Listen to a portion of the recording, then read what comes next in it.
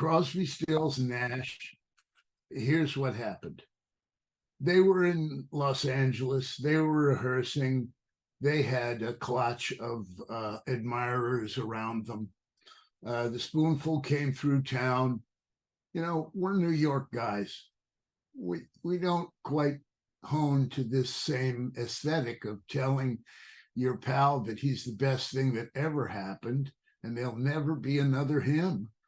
And our reaction was more like, you really have to come to New York or some East Coast location where guys will tell you you're full of shit when you are.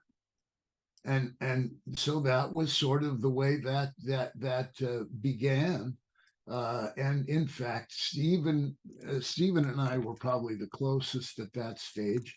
And Stephen actually brought the group to Sag Harbor, where I was living with my first wife and having rehearsals, sometimes near their rented situation, but more and more in the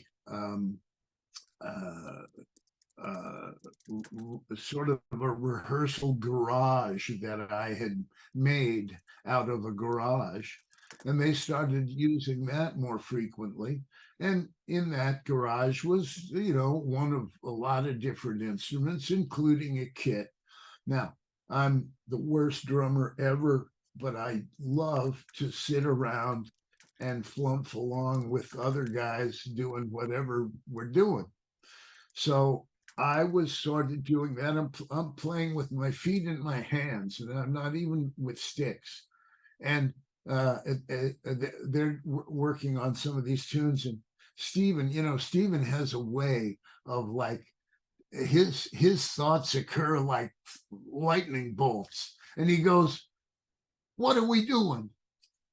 We don't need a drummer.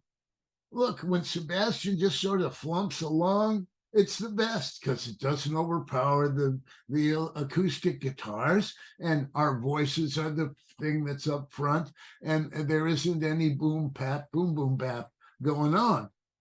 And we all laugh and yeah, man. And Stephen goes on, and you know, then we'd have another songwriter that could be in the band, and then he'd be contributing too. And and this lasted about 5 minutes. And then we passed around another roach and went on with whatever we'd been doing.